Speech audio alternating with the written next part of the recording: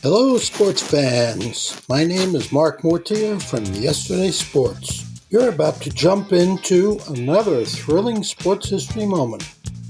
But first, let's dive into today's sponsor, just in time for the holiday season.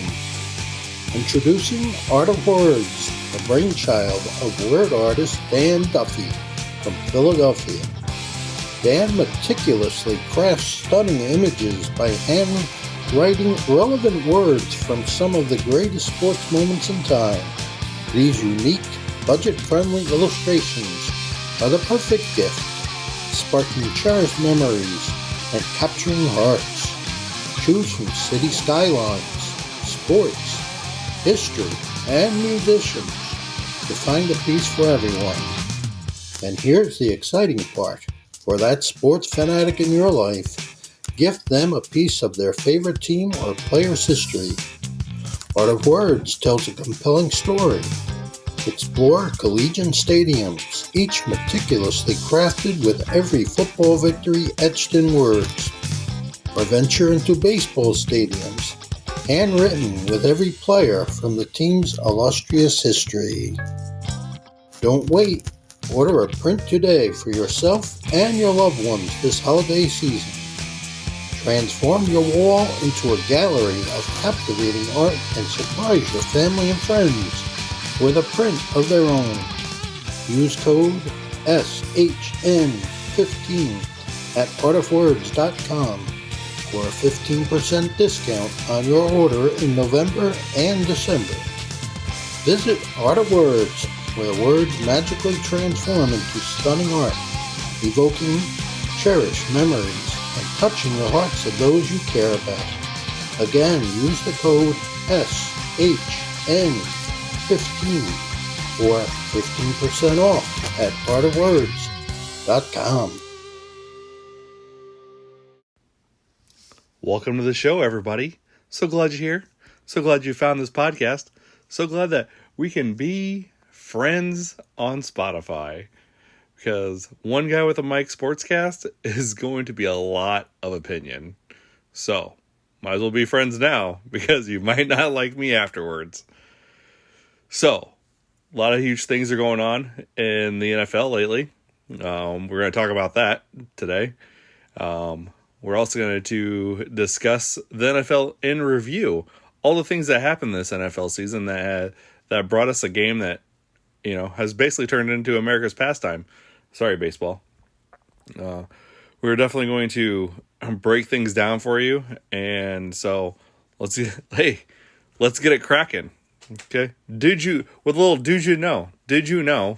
that if Joe Burrow wins the Super Bowl next week, that he'll be the third Joe to win a Super Bowl and a college national championship? The other two Joes being Joe Namath and Joe Montana. Just a little did you know for you. So the biggest thing this week is the Brian Flores lawsuit. So we'll get to that shortly.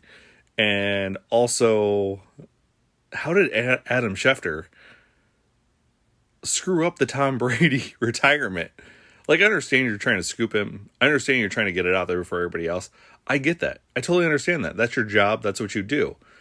But at the same time, how about you give the guy a chance to get done with the season, have a little bit of time with his family, maybe let him announce it instead of you announcing it. And I understand everybody blew up on Twitter saying 2 days after Tom Brady retires, oh yeah, there we go. Adam Schefter had it right all the time. Like, but why? Like, Tom Brady is the GOAT. And that's hard for me to say, because as of till today, I didn't think of him as the GOAT. I thought Jerry Rice was the GOAT because he has 25% more production than the second place guy for wide receivers. But when your guy that you think is the GOAT says Tom Brady's the GOAT, then I guess you're going to go with Tom Brady's the GOAT. So Tom Brady's the GOAT. All right, he retires, 22 years in the season. 22 years in the league. He gets 7 Super Bowl wins, 5 Super Bowl MVPs, 3 league MVPs, and the list goes on and on and on. And yet, at 44 years old, he has the best year of his career. He led the league in passing. He led the league in attempts. He led the league in completions. Like, Tom Brady, at 44 years old, did more than what Zach Wilson could do for the Jets. Granted, different personnel. However, Zach Wilson got sacked 50 times. So, there's that. Okay? Like, Tom Brady could be in another Super Bowl if he didn't have a wide receiver tear his ACL and another wide receiver just completely walk off the field. I mean that's what we're looking at right now, is that Tom Brady could be in another Super Bowl, his 11th, going against Joe Burrow. Like, that's how crazy this season is. Like, because, yeah, granted, everybody had Tampa Bay picked to win the Super Bowl, but nobody had the Bengals to be in the Super Bowl. Nobody. We were all picking the Chiefs, Patty Mahomes and Travis Kelce and Tyreek Hill. Those were the favorites. And then for the Bengals to do what they did in the playoffs by, holding up against the Raiders. Granted, Raiders defense can't stop a nosebleed half the time. And Derek Carr did have 4 wins in overtime this year. So the Bengals beat the Raiders. Then you have the Bengals against the Titans, where Joe Burrow gets sacked 9 times. He's on his back more times than a Nevada brothel worker, and yet they still win because Ryan Tannehill doesn't know what team to throw it to. Then you go against the Chiefs, who you beat in Week 17. Granted, they played some of their backups, but still, you beat them in overtime at home. Now you have to go to Arrowhead, probably one of the toughest venues in all NFL, and you win in overtime, something the Bills couldn't do. But hey, we're not going to talk about that overtime, though, because, the Bengals got to stop. They stopped the Chiefs with the ball, and therefore went down and scored to win the game. And the Bills, well, it's not fair to Josh Allen because he didn't get a touch of the ball. Like, that just ruined the game because the Chiefs went down and scored a touchdown. Like, then have your defense stop the ball. I mean, when you're the number 1 ranked passing defense and the number 1 ranked scoring defense in the league, as the Bills were, then they should have stopped the ball. Enough said. Like, that's all there is to it. There's no reason for them to lose that game. And then, the matter of fact, how about you just win the game within the last 13 seconds? But that's another thing. Patrick Mahomes proved what Dak Prescott couldn't do. Time management. Patty Mahomes was able to lead down the field for a game-tying field goal. Dak Prescott decides to run the ball at 14 seconds. And then, granted, the umpire didn't get up there in time to place the ball down, but don't try to place it down yourself. Find the umpire, toss it to him. That way he touched it. And then you can put it down. It's football 101 there, Dak. But I digress. So, that's where we're at with the offseason. Between the 2-week break between the championship games and the Super Bowl is Tom Brady's retiring and Brian Flores is filing a lawsuit. Oh, also the Washington football team are now the Washington Commanders. No, that wasn't on my bingo card for names that they would pick, but hopefully it was on your Washington football team bingo card. You have... Who do you have? Oh yeah, you also had another thing that took place in the last 2 weeks is you have Damon Arnett signing a futures contract with the Kansas City Chiefs after he'd already been let go of the Raiders by taking Instagram photos with guns and death threats. Oh, but we're just going to sign that futures contract and we'll just have it done in real life now. We're just going to go get arrested for that. Like, what a clown. Like, you're a second round draft pick and you don't know how to act. Like, so who didn't do their homework on that guy? Like, granted, I understand the guys have mental issues, mental problems. Mental health is a huge thing, and that may be what it is. But he's crying out for help. So why wouldn't an organization step up and help him rather than just cut him? I guess is my point as well on that. He needs to take ownership for his actions, but maybe he's screaming for help, and we also need to help him out as a society, or he's as an NFL team that has the resources to do that, help him out. I mean, the Raiders just got socked this year. It's surprising they went 10-7.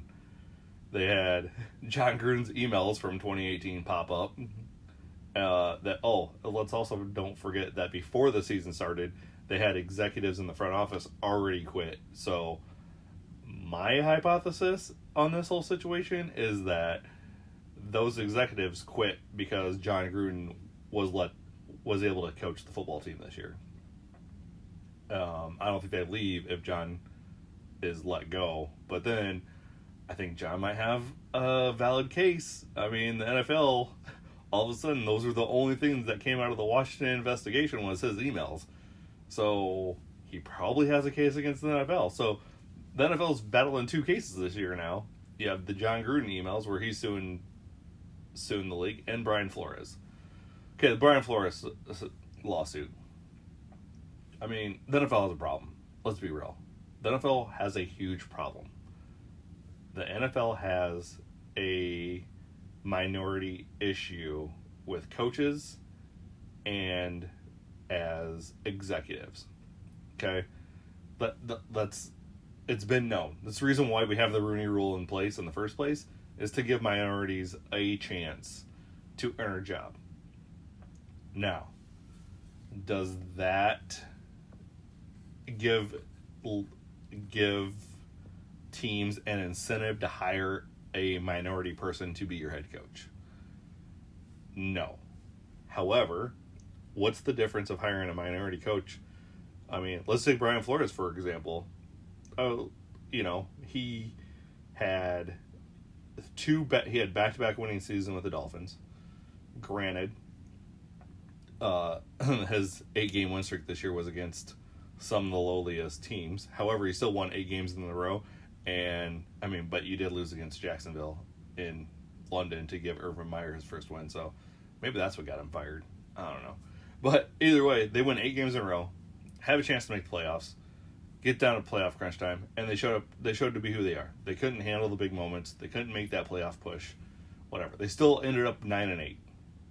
All right. Well, on a team that didn't have their wide receivers, they didn't have Devontae Parker, they didn't have Will Fuller for most of the year. Okay, and then they're trying to have a 3 different running backfield back there. Why don't you just give the ball to Myles Gaskin?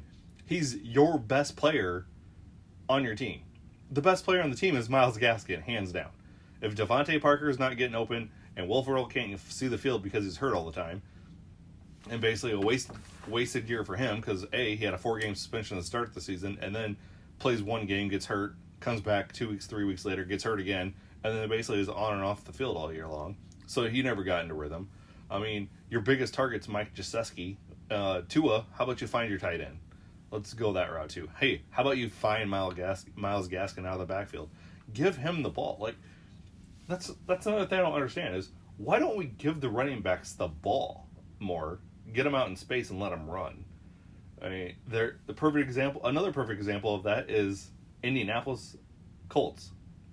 Here you have Carson Wentz, and you're going against Jacksonville week 17 to make the playoffs, and you're letting Carson Wentz throw the ball around instead of giving it to Jonathan Taylor, who led the league in rushing yards, led the league in rushing touchdowns, and had the highest per average carry at 5.5 yards, and that was on 332 carries that he had, mind you. The next guy with the most carries was Najee Harris, and he only averaged 3.9 yards a carry. Okay, so the Dolphins, so that's just examples of not running the football. Like, I understand it's pass-happy offenses, but let's run the football. And the Dolphins, Brian Flores has 2 straight winning seasons, wasn't supposed to win any games, wasn't supposed to be competitive, but he was able to do that. The guy proved that he could be a head coach. Was he a good fit with the Dolphins? I don't know. Is anybody really a good fit with the Dolphins? I mean, it seems like everybody's leaving. Nick Saban left. Cam Cameron left. Like, I mean, the last time the Dolphins really had a head coach was what? Dave Wanstead? I mean, he was their last real coach, right? And then before that was Jimmy Johnson. Before that was Don Shula, who was there forever and a day. So it just seems like the Dolphins every 3 years are getting a new head coach anyway. So do you really want that job as a head coach? I mean, that's what we got to look at. Brian Flores' lawsuit, back to that, is basically saying that not enough minorities are getting opportunities to be a head coach. When you have 70% of the players being black, you have 3% of the coaches being black, you have 3% of the executives that are black. Is that due to perception of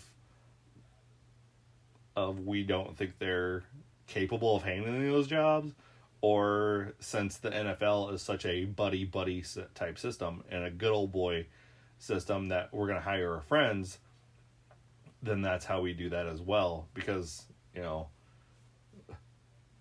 I mean, let's be real, white people are going to hire white people that are friends with, because that's how it is.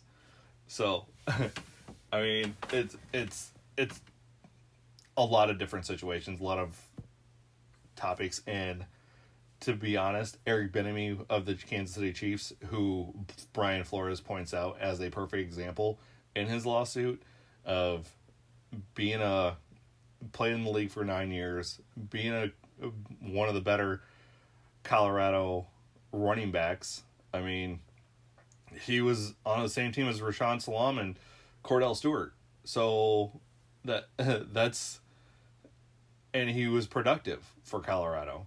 And then he went and played 9 years in the league. And then he went back and finished his degree. Then he became a coach and has worked his ranks way up. And yet he can't find a job.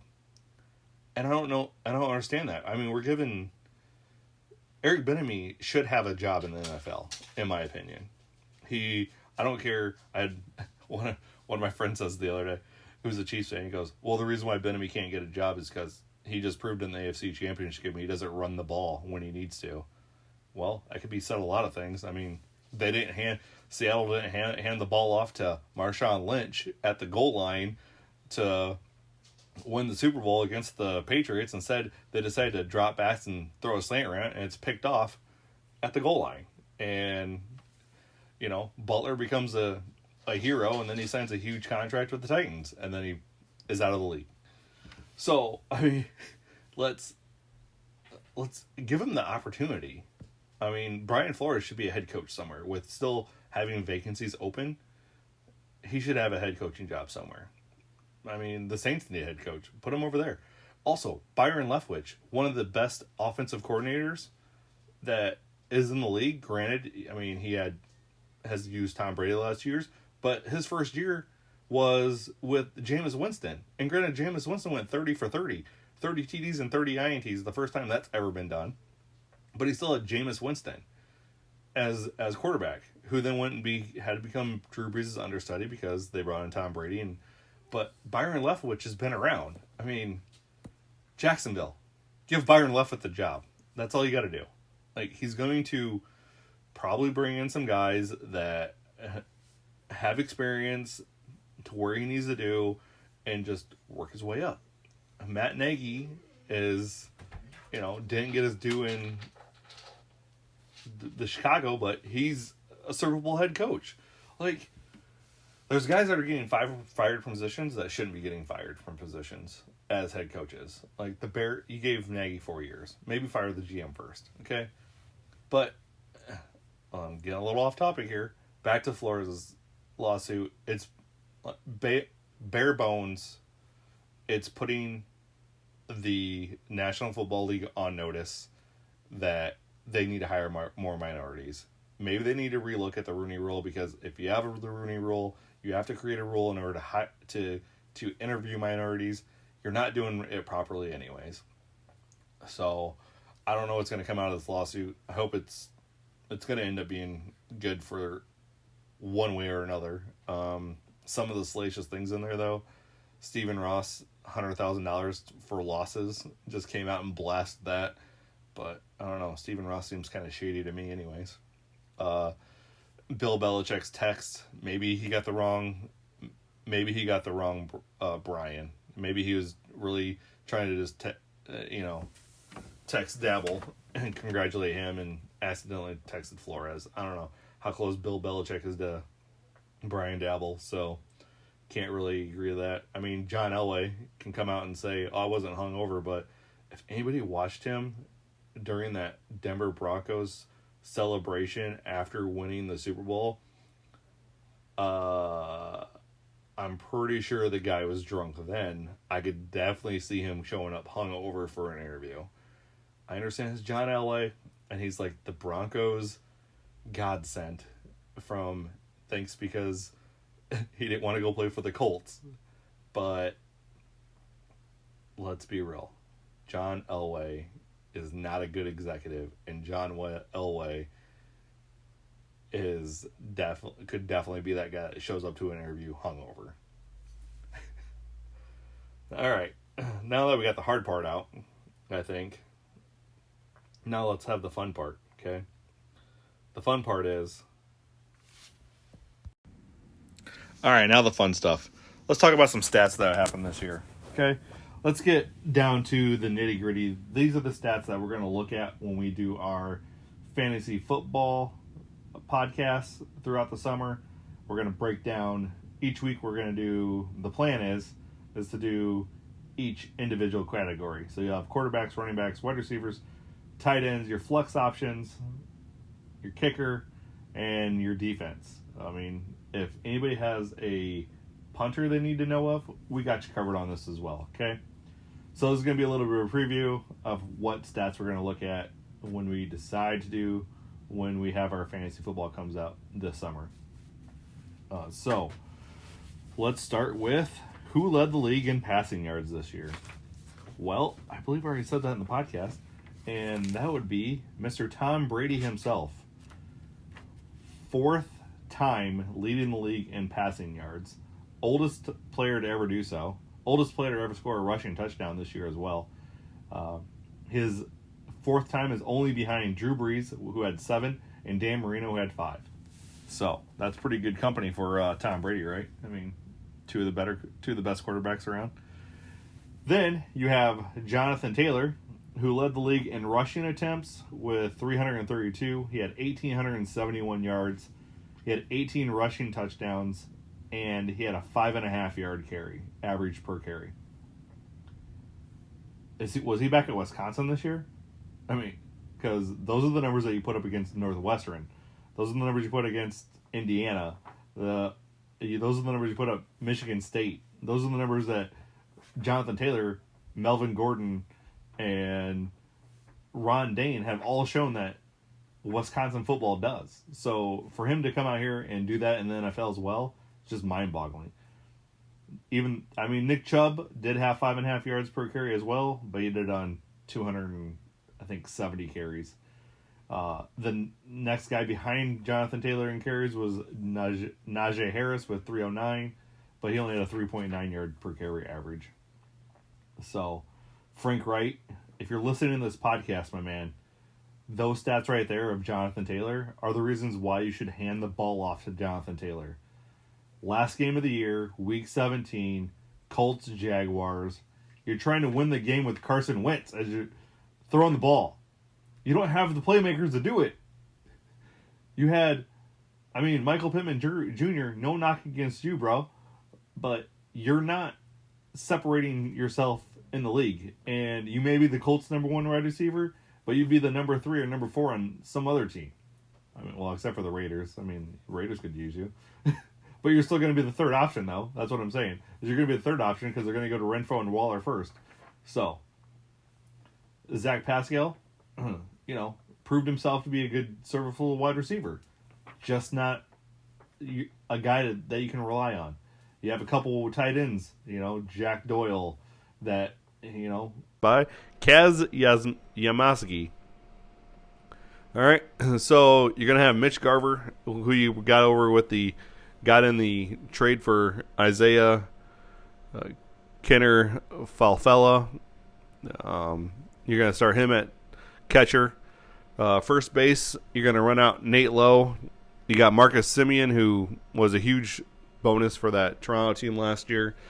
You got shortstop. You got Corey Seager. So you pretty much upgraded up the middle. You got Brad Miller at third. You got Nick Solak in left. You got Adalis Garcia in center. And you got Cole Calhoun in right. And then you have Willie Calhoun as your DH. So they did upgrade up the middle. I think this Rangers team is progressing to be good in a couple years. I mean, that's why they signed Seager to a long-term deal. That's why he signed Simeon to a kind of a long-term deal. You bring in Mitch Garver, so you're building those. You're building those dominoes. You're stacking those bricks to build that house and really have a good team down the road. That's really what the Rangers are looking to do. They're not going to make a whole lot of splash. They're going to be, a 70, 75 win team this year. So that's going to be good for them. I mean, it's good for Rangers baseball too to have that type of situation going on with them. So I think that's how it continues to be, is that they're just going to build, and in a couple of years, they'll go out and get a big free agent and hopefully put them over the top. By that time, by that time, the Astros and Angels could be coming back to the middle of the pack. Rangers could be on the upswing and start winning the West. I really think that's how that's going to end up going, especially if they spend the money like they did this year. Good future prospects for the Rangers, just not this year. Then you have the Oakland Athletics. They went 86 and 76 last year, and their attendance was 15th out of 15 in the AL. They have a crappy ballpark. They're trying to get a new stadium. They're trying to stay in Oakland, but the city's not really working with them, so you have that issue. The basically are having a fire sale. I mean, let's just list all the people that they lost real quick. They lost Josh Harrison, Mike Friars, Mark Canana, Sergio Romo. They lost Mitch Moreland, Yan Gomez, Jed Lowry, Trevor Rosenthal, Chris Davis, Starlin Marte, Jake Diekman, and Andrew Chafin. They also traded Matt Olson. They also traded Matt Chapman. They added Eric Thames on a minor league deal, and then invited him to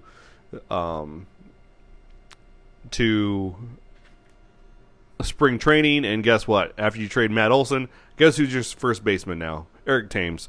And then you also added Sheldon Neuse off waivers, and he's your starting third baseman. So they really don't have a whole lot left on this team from last year's squad. Because last year's squad had Matt Olson with a 5.8. You had Chris Bassett, who you traded away. I mean, I didn't even mention him in that whole list of things. You're left with Frankie Montez and Sean Mannanen, because you got rid of Matt Chapman. You don't have. You still have Tony Kemp. Mark Andrews had 153 targets with 107 receptions, and Hollywood Brown had 146 targets for 91 receptions. So they do pass the ball. They don't catch it most of the times, it seems like. But if you compare them to the Chiefs, top two, I mean, they're almost exactly the same.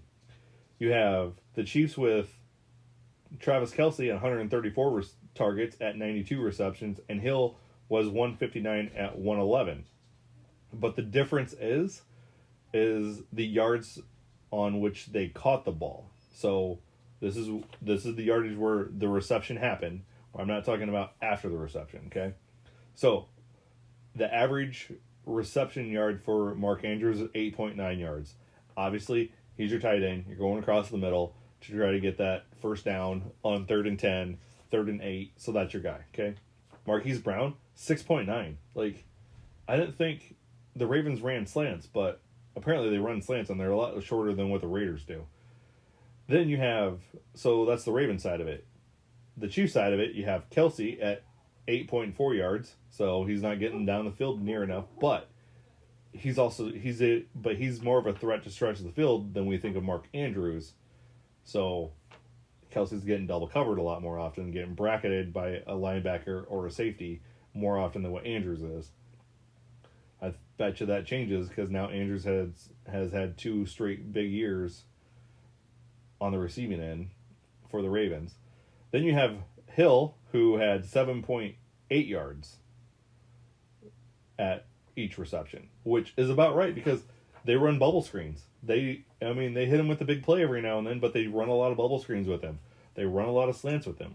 Like, the Chiefs definitely spread the ball around and throw the ball around a lot. Now, the Ravens could do the same thing, because it's going to be an unpopular opinion, but I have as much faith in Lamar Jackson getting 300 yards as I do Patrick Mahomes.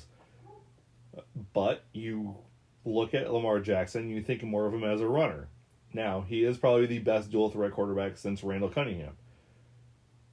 Yes, Randall Cunningham, not Mike Vick. Randall Cunningham is basically the pioneer of this era's dual threat quarterback. Mike Vick ran the ball very, very well, had a horrible completion percentage, but he did run the ball very, very well. Ask the Minnesota Vikings when he busted off a 69-yard TD run, and they're not going to be able to do anything. I think they're going to get a bunch of prospects. They're going to try to plan for the future. I mean, Billy Beane is the longest executive VP and baseball operation president guy around. So he's going to come up with something for the future, not really look at it right now. So, again, your Oakland A's, everybody, to bring up the rear of the AL West. So, we got the Angels winning the West, the Astros finishing second. You got the Mariners finishing around 80 to 85 wins, not making and missing the playoffs again. You got the Rangers winning about 70 to 75 games, and you got the Oakland A's definitely losing 100 games. Calling it right now. Still net approval. Let's roll. Can't wait to get this season started. I love spring training right now. I haven't really caught any of the games yet because I've been watching March Madness, baby. So, as always, check me out on Twitter. I got plenty of takes for you to check up on, retweet, argue with me on, because I'm that guy. But I'm going to bring facts. I'm going to bring stats to back up my facts. That's how we're going to roll. All right. Follow me on TikTok. We're now 130 people away from getting 1,000 and getting live. Follow me on Spotify, Amazon, Apple, anywhere that you can find a podcast except for Google yet. I still need to I totally forgot I need to get it on Google. All right, that's the plan for this week. We're going to bust out these episodes. Then we're going to take a day off, and then we're going to get ready for Monday. Because that's what we do, boys and girls. We grind on this podcast. We make this podcast known to everybody and anybody as much as possible. We're grinding machines, okay? So, thanks for listening. Thanks for checking in. Hope you come. I know you're going to come back for episodes 5 and 6 and 7 of this thing, because, bro, it's going to get better.